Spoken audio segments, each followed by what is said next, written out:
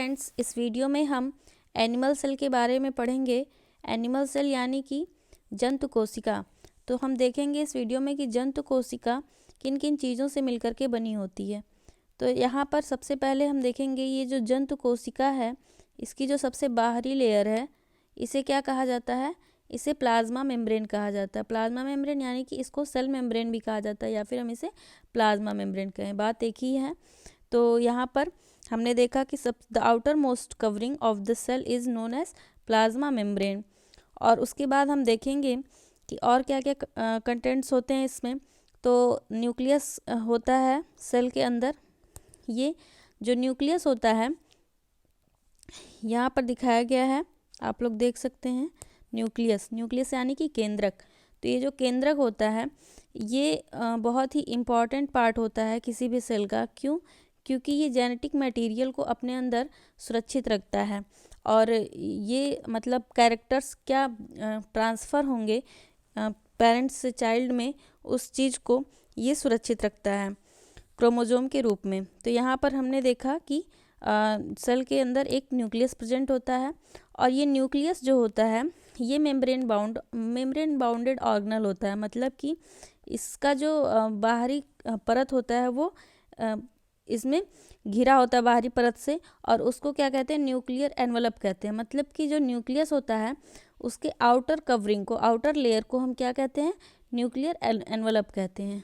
ये जो हम देख सकते हैं यहाँ पर कि ये न्यूक्लियस था, सेंट्रल पार्ट यहाँ पर हमने दिखाया, और ये जो है यहाँ पर न्यूक्लियर एनवलप हम किसको कह रहे हैं? जो न्यूक्लियस का आउटर कवरिंग है उसको हम न्यूक्लियर एनवलप कह रहे हैं, और ये डबल मेम्ब्रेन बाउंडेड होता है।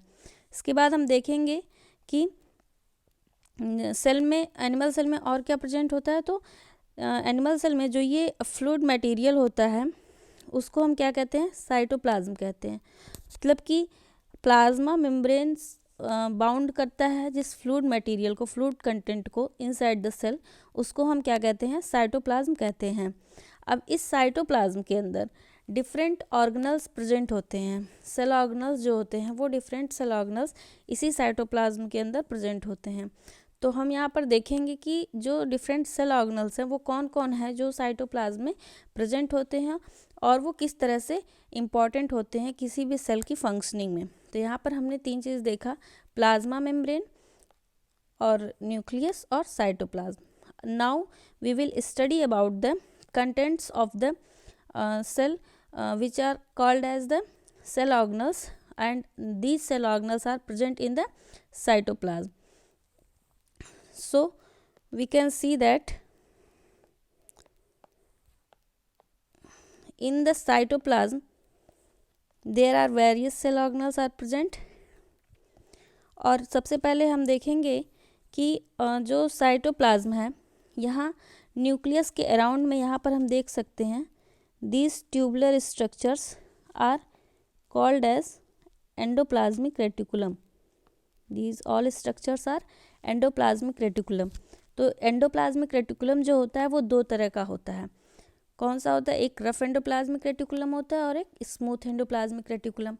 जो रफ एंडोप्लाज्मिक रेटिकुलम होता है उसे हम रफ एंडोप्लाज्मिक रेटिकुलम इसलिए कहते हैं क्योंकि यहाँ पर हम देखेंगे कि जो रफ एंडोप्लाज्मिक रेटिकुलम है, इसकी बाहरी जो यहाँ पर कवरिंग है, इस पर कुछ राइबोसोम्स प्रेजेंट होते हैं।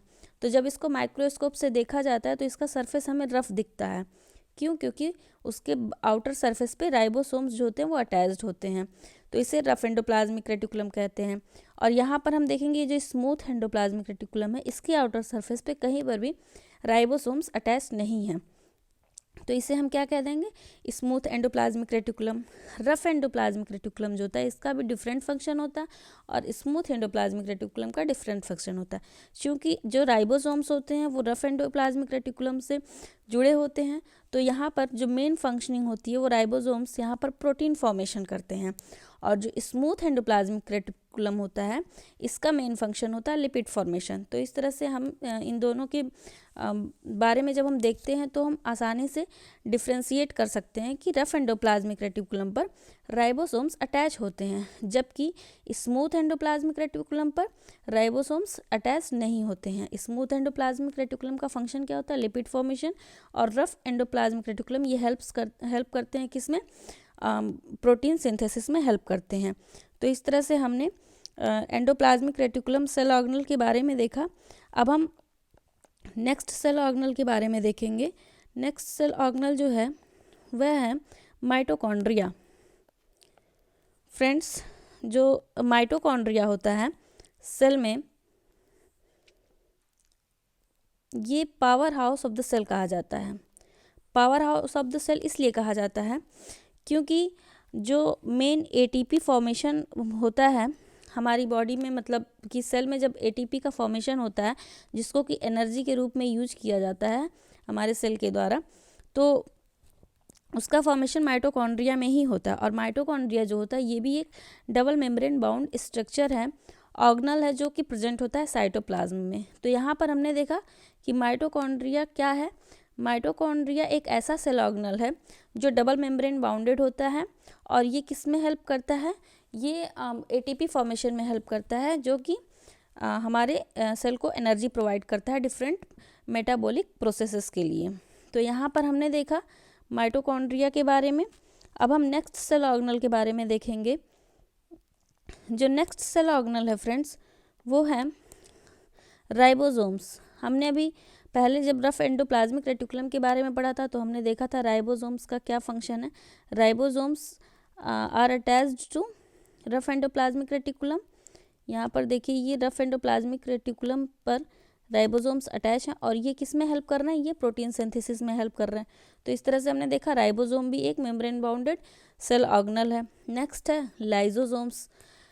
Lysosomes are the cellular organelles which are in circular form.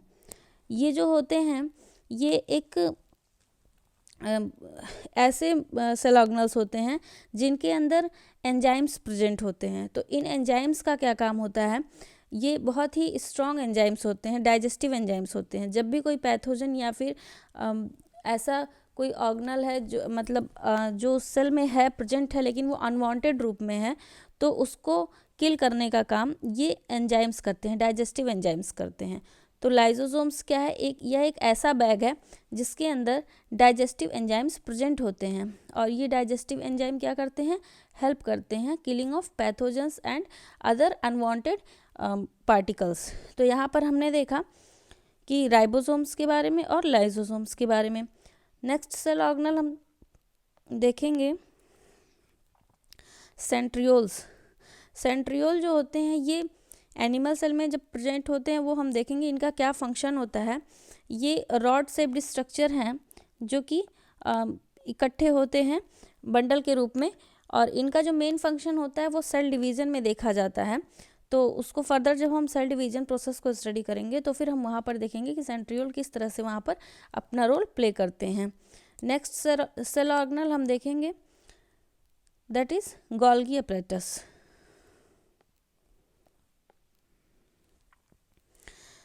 Golgi apparatus जो होता है ये ऐसे वेसिकल्स होते हैं जो अपने अंदर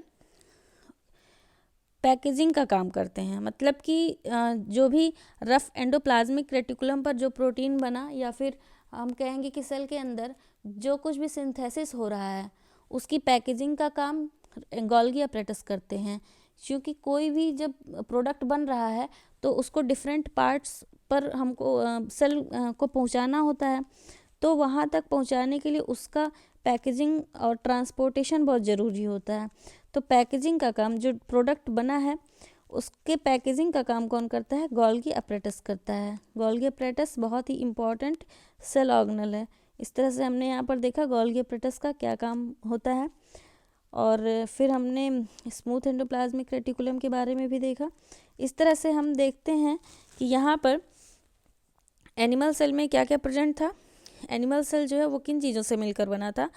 सबसे पहले हमने देखा प्लाज्मा मेम्ब्रेन, फिर हमने देखा न्यूक्लियस और cytoplasm. After that in the cytoplasm there are many cell organelles are present.